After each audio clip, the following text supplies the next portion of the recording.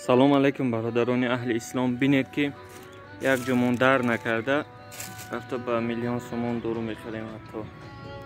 لیکن مخلوق های خداوند اینقدر ما خوار میکنیم. خداوند همین مخلوق آفریده.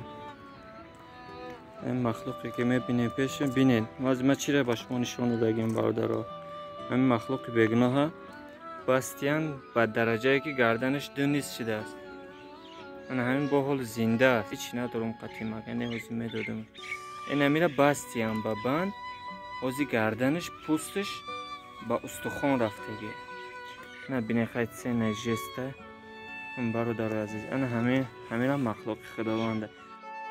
پیغمبر اسلام صلی الله علیه و سلم میفرماید با آنهایی که رحم دارند خداوند نیز رحم میکند.